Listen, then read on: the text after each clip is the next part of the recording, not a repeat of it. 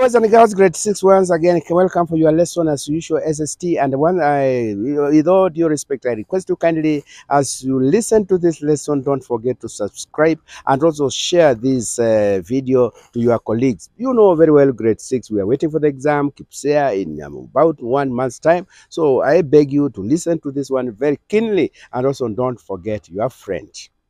Today, I want to take you through human rights. This one will also be a classification of human rights, and we see examples of each classification. And I'll finally look at the ways in which human rights are violated. But let me first begin by explaining what human rights are. What are human rights? And remember, this human rights are not everywhere in the world. There are some countries, actually, there are no human rights at all. You know, you've been hearing stories in other countries. Ladies are not even supposed to go to a saloon. You know, they have been denied their rights. So what are these human rights?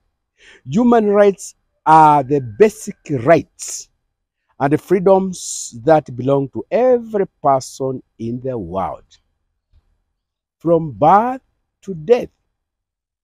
I repeat again, human rights are the basic needs and the rights and the freedoms that belong to every person in the world, from that time of birth to the time of death. But I've said in some countries in this world, it is very rare. But now, here in Kenya, I want to concentrate more here in Kenya. Human rights, again, are God-given. And nobody, and I repeat, nobody should take them away from us. These freedoms, these human rights, they are God-given, and we deserve them. And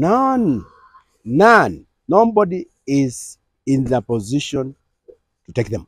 Now, let us look at the classification of human rights. Human rights are classified into 3 categories. These are social rights. Social rights means how we interact. Whom are you supposed to interact with? You have the right, and that one I'm coming to it shortly. The other category is political rights. You have your political rights as you grow in this country, young man, young lady. And the other one is economic rights. Allow me now to go through each category, give you examples, exactly what I mean. I begin with social rights. What are some of your social rights? Number 1, you have right to life. Once again, nobody whatsoever is supposed to take your life. That is social. 2, you have a right to food. Like now, you are a young person. Your parents, they have a duty to provide you with that. You have right to education, and that's why you are in school. That's why I'm talking to you now as you look at me. You have right to proper housing, and not only housing, but it should be decent housing. You have a right to clean water, not just water, but the water must be clean. And then, to wind up that social rights, you have freedom of worship. You have the right to go to any church and denomination, as long as it suits you. Now, let us go to political rights. What are some of these political rights? Number 1, you have right to vote. You know, during elections, we witness so many political parties. UDA, Azimio, Wiper. If I'm interested in Wiper, so be it. I'll vote for Wiper. If you are interested in Azimio, so be it. Go ahead and vote a leader of your choice. Then you have a right to be voted. You as a person, you can vie for any political seat. Whether you want to become an MCA representing a ward, whether you want to become an MP representing a constituency, whether you want to become a woman rep representing a constituency, whether you want to become a governor representing a county or even a country, you have all the rights so long as you meet the requirements. You have a right to join any political party of your choice. Nobody should coerce you to join this party and you want this party. And then finally, let us look at economic rights. What are some of these economic rights? Right to own property anywhere in Kenya. You have got the right. Nobody should tell you you cannot have a daladala, anisani, traveling to Nyeri or traveling to Kambani because for the one simple reason that you don't belong to that area.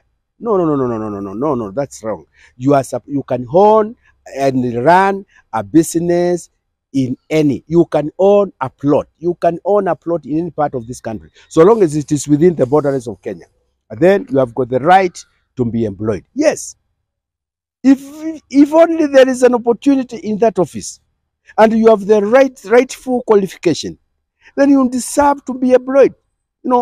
That is your economic. You went to school, you graduated, then what remains is for you now to be employed, because that's your right. And also you have got the right to join any trade union. Trade unions, they speak on behalf of workers. For example, teachers are represented by NAT, by Kupet, and so on and so forth. So no one should tell you NAT is not good to represent you. Kupet is not the right union to represent you. No way. When you go to the other side, you are working with a company. Then there is Kotu and many others. So you have got all the freedom to join any of those. And also the other one is right to do business in part of Kenya. I think that one I've just mentioned. You can do business in Mombasa, in Kisumu, in Siaya, in Nyanza, Mandera, Waji, wherever, but we're compatible. And remember this, human rights are contained in chapter 4, called the Bill of Rights in the Constitution of Kenya. So you can see, these things that we are talking about, human rights, they are enshrined in our Constitution, and no one can take them away. So the three categories of human rights, we have just gone through them. Economic rights, political rights, and social rights. And then let us see ways in which human rights are violated. How do we violate human rights when we do what? Number one, unfair court judgment. When you are taken to a court, you take a case to a court and you feel, and then the judgment is unfair, then human rights has been violated. Detaining a suspect in custody for more than 24 hours, that is human right violation. And also this thing we call corporal punishment in school, it is not. It is a violation of human rights and denial of freedom of worship. You deny me to worship where I want, then you are violating my human rights. And lastly, denial to participate denial to participate maybe in a political where I want to support. You tell me no, you cannot join that party. Then my dear friend, you are denying me my what? You are violating with my human rights.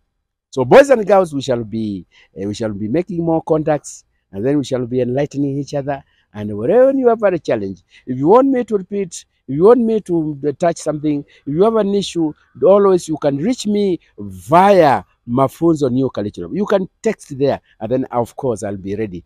I'll be humble to answer you. Bye bye.